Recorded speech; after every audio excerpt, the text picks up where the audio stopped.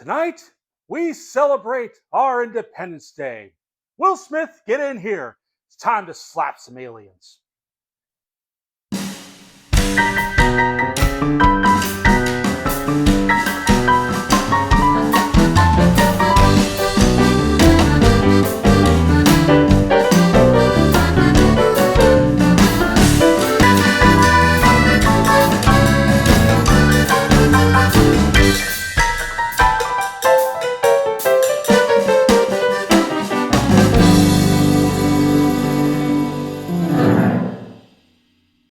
Hello everyone, welcome back to Kevin Reviews. I just finished watching Independence Day, and as this video is releasing on Independence Day, I figured, I did mention earlier that I was going to review this after everything that's been happening to me. The video involving the monster calls, the two-parter. Um, I mean, hasn't got a lot of views, but I'm certain no comments, but still, I want to thank you for anybody who's watching. Overall, it's fine if you don't want to comment, if you don't want to like, you can dislike if you want. Um, but yeah, I've gone through quite a lot here. But in any case, I rather kind of try to move on here. But yes, I did see Independence Day. This is by 20th Century Fox and Centropolis Entertainment. The is directed by Roland Emmerich and written by Roland Emmerich, and it's also written by Dean Devlin. The cast includes Will Smith, Jeff Goldblum, Bill Pullman, Randy Quaid, and Mary McDonnell, as well as some additional cast members including Brent Judd Hirsch, and Adam Baldwin. Okay, so Roland Emmerich is no kind of stranger here. I mean, I watched Stargate for the first time of his, and I remember thinking that was okay. So I also mentioned Independence Day in that review, and I also thought Independence Day was okay. So I'm rewatching it for the second time. This is the not rewatching the second time, but this is the second time I've actually watched this film. Um, in terms of my personal experience with Independence Day, it's very minimal. I did not see this at release. I was too young at the time, and even growing up, I wasn't that interested in when I saw the trailers and stuff. But it doesn't mean there isn't some lasting impact with the film in general.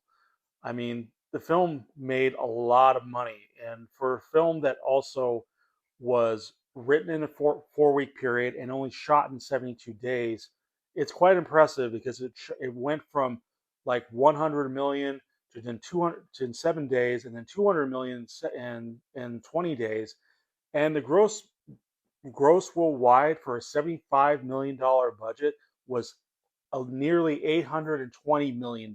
So it's quite a summer blockbuster film that is impressive for what it did, and it even halted certain pictures, like even Tim Burton's Mars Attack that was going to release in the summer, but then it had to be pushed back later till Christmas, and then if it also it also pushed back Steven Spielberg's War of the Worlds much later in the 2000s. So it had a lasting impact overall. Um, I even remember playing the pinball machine, though I played it a couple times. I didn't. I remember the kind of design look, but yeah, I remember playing that one.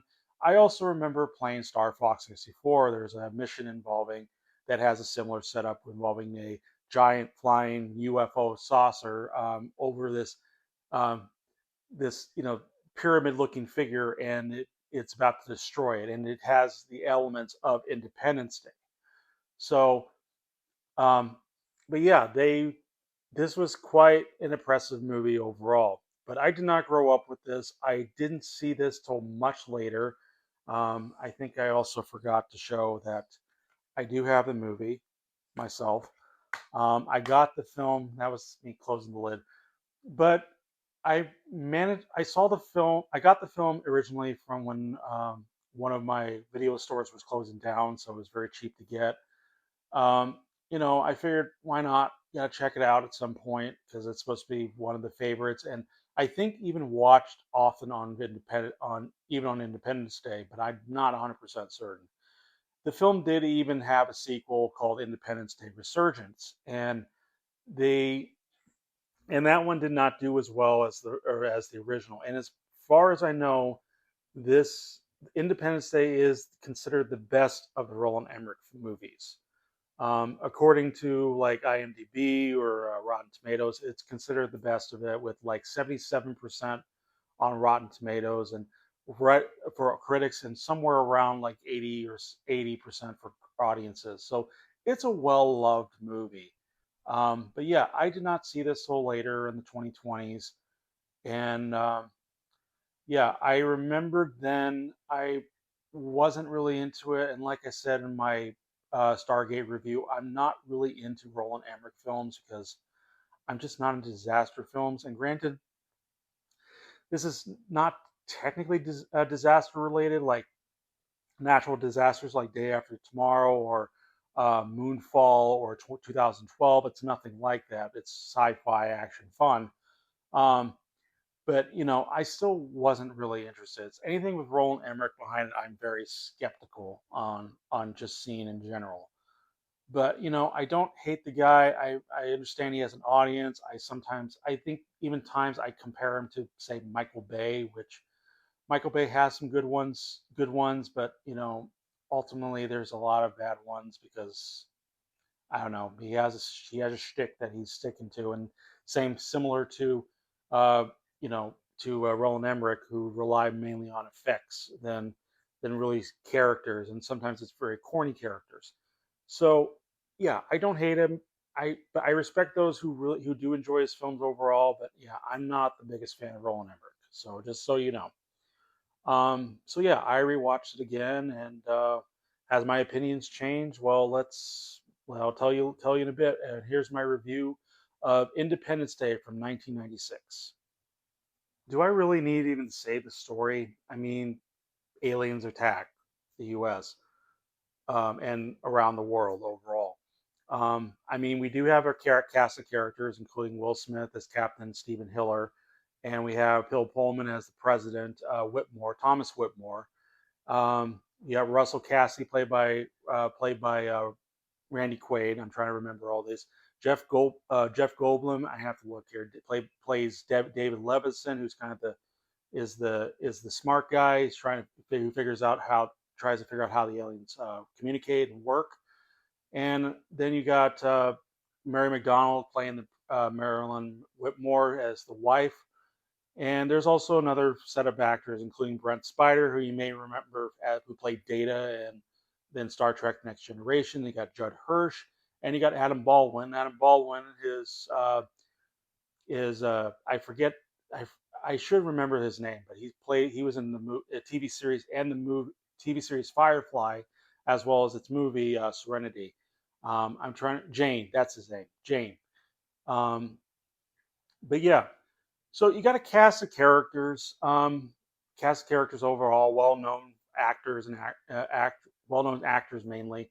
There's not a ton of like female actresses, but it's whatever. I think it's geared more. I think for guys, though I'm sure many women would like this too. After rewatching it again, it's okay. I mean, if I seen this around the time it released and I was old enough to see it, I probably would have loved this film entirely, and I can understand why it's well loved. I mean, it's on Independence Day. I mean, that's something we like to celebrate, and all things explosions, charming characters. I mean, especially you got Will Smith, Stephen Hiller, who's was a big hit in the 90s, especially 90s, and I think even 80s with the Fresh Prince of Bel Air, and he's been in a lot of other things that I can't place at the moment. But he was a big heartthrob in the 90s, and he is kind of represented here. He's off Mr. Charming or something like that. I don't know what he had a nickname involved. I don't remember. And yeah, he has a lot of charm to him. Um, Otherwise, a lot of the characters are pretty one dimensional, one note, and the writing and acting is very corny or hokey. And interesting enough, and I should mention this because before my Independence Day review, and even before my my monster calls. Well, no, not technically. Before my Independence Day review, during the month that I had time off, I did go see some movies in theaters. Several of them included Hoppers. There was I'm not actually Hoppers might be way before, but I did see Toy Story 5, and I also saw Disclosure Day. And Disclosure Day is more fresh in my mind because it's kind of similar to Independence Day, but without a lot of the explosions and action and stuff.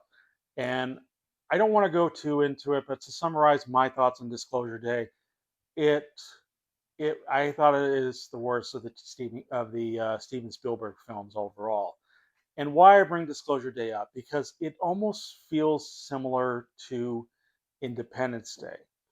Um, Also, I just recently heard a firework go off. So, if um, in case you're wondering, yeah, there's some we having some early fireworks going on. Not a ton, but some people are just deciding to launch their fireworks off. But in any case, yeah, that's still fresh in my mind. A lot of what in Disclosure Day did was pretty hokey, and the writing was pretty bad, and it's pretty kind of stupid for a film. Um, Overall, in my opinion, anyway. But maybe I'll rewatch Disclosure Day and do a review for it. I don't want to go too into it, but the reason I brought it up because it does share some similarities to Independence Day.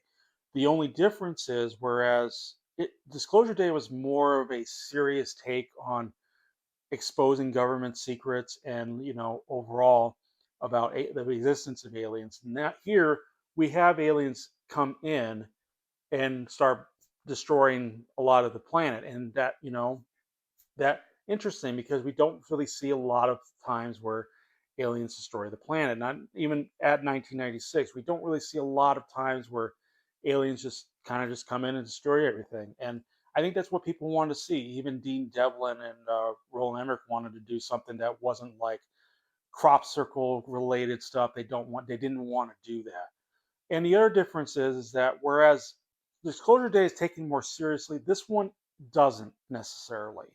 The tone does kind of take itself seriously and doesn't take itself seriously, and a lot of that is because of how it's presented. It's very colorful. Um, the actors aren't really taking that seriously, and they're just kind of having fun with it. And I think that's why, in terms of it, that's a strength. It's just a fun popcorn movie. Um, I wouldn't even be surprised if this was released in theaters again, and more people will go see Independence Day overall. It is a fun popcorn movie. By myself, though, in my home, it's not as great of a spectacle. But if I were to see this theaters, I would be enthralled by a lot of the effects. Especially a lot of it. This is like the one film with the huge number of models. And granted, there are some CGI, there is some green screen, but for the most part, they really use models. And even in the trailer, when the first trailer they released, that was pretty expensive, and even shown in the Super Bowl, showed an image of basically the White House being destroyed, and it was quite an impressive sight, and people were pretty shocked, and it got people to go see the theaters. And that's one of the strengths of Roland Emmerich is he does like to have these trailers that makes you question what is going on and gets you interested in seeing it. Um, and that's the idea. I mean, that's worked with Stargate. That worked with where it worked with this movie, and I think it even worked with his version of Godzilla, which obviously a lot of people did not like. Um, but in any case, yeah, it works. I think in a way it does. This film does work. It just doesn't work for me, and maybe because I've seen so many alien type films, and again, I might be a tad bit biased because I mean I just got off. I mean, I Disclosure Day is again fresh in my mind, and but yeah, I don't know. A lot of the acting is fine for what it is. It's fine for the night for a 1990s film. The characters are pretty likable for most of all, but other times you don't really care.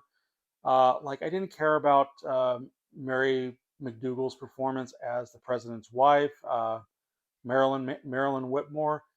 She kind of disappears for the majority of the movie for a while. But Bill Pullman, I think, at least pulls it through. He kind of also he's kind of like consider he's the president. We don't know a ton about him and like what has done, but people criticize him for being a bit younger than what normal presidents, I guess, would be in supposed to be older or more wiser or something like that. So they really question his judge. A lot of the people in the news outlets question his judgment. So, but he's doing his best with what the situation came to him. Jeff Goldblum, I think, is kind of fun. Again, he comes off the reins of Jurassic Park, and even uses one particular line in Independence Day film, and he's a lot of fun. And in fact, I actually enjoyed him as well as Will Smith. Their chemistry, but it's very minimal. It's very short lived. It's like near the end, so they don't get to meet up because we just see these characters off in different areas of on the planet or different of the U.S. So yeah, it's I like their characters. Randy Quaid's okay at best. He's kind of obnoxious, and they do like to play with the fact that even though he says there's aliens abducted him, and then people just kind of write him off, even when aliens are present on Earth, and he's just kind of like, no. So no one takes him that seriously, especially when he says he's been abducted by aliens, and people just kind of roll their eyes and just, yeah, sure, like sure, buddy. And yeah, it's a bit strange overall.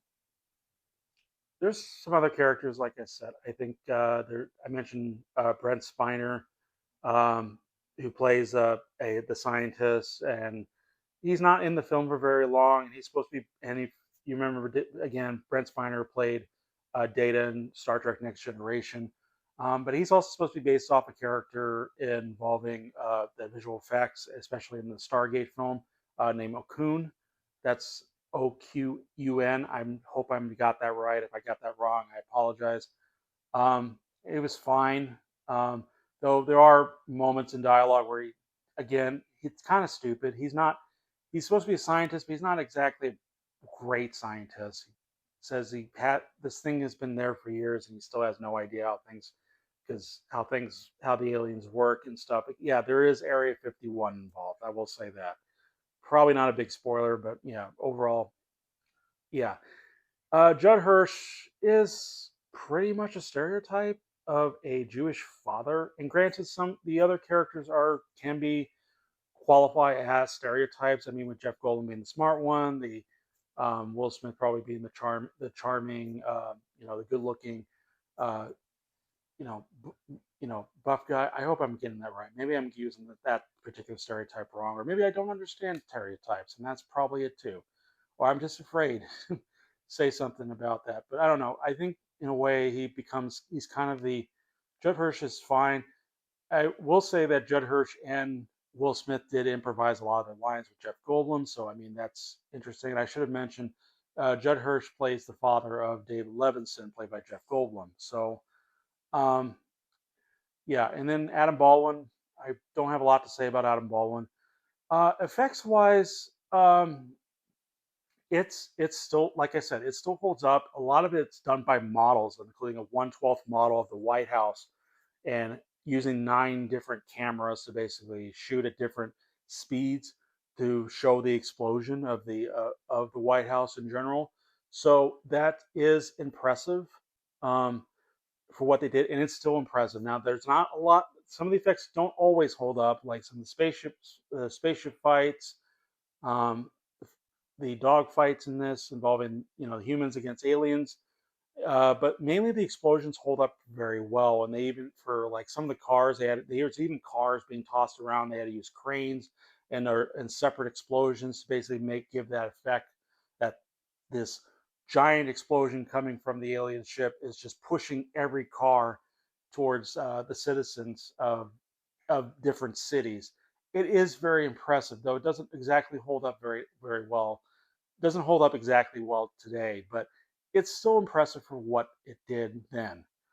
Um, that I will say. Again and again, I should also mention there are some teen issues. There's a really weird moment where during the explosion, one of the characters, I didn't mention this character in there. I'll probably just put her name here and the character she plays. She plays like the uh, girlfriend or fiance or something like that for Will Smith's character, who's a dancer, technically a stripper, and tries to get the dog Boomer. And if you remember, if you watched Nostalgia Critics review, Doug Walker's reviews, he does it. He did a review of Independence Day a long time ago where he does uh, the dog's name is Boomer. He just says, what about Boomer? And then Boomer will live. And he raises his arms up and screams. And that was pretty funny. That was been the running joke. And yeah, there's a moment where the dog basically jumps into an alley, avoiding the explosion, nothing hitting him. It's so ridiculous and silly and stupid, but you know, whatever. I think that's the idea. But for me personally, this isn't really my thing. Um, overall, I do think this is definitely meant for. I think, and again, this is something I saw in the 2020s, so I did not see this early on because I was too young at the time. So I just wasn't as into it. So I'm sorry if you don't. If I'm sorry overall, but if you love this film, good on you. I hope you guys have a great Independence Day. If you're watching this film, you're launching fireworks, having barbecues. I hope you have a good Independence Day. Overall, a safe Independence Day even. So that's another thing. Just be safe out there. Don't do any really stupid fireworks launching or purchase illegal fireworks, which I doubt many would listen to me about that. But still, have a safe 4th of July overall. Otherwise, I'm going to give Independence Day.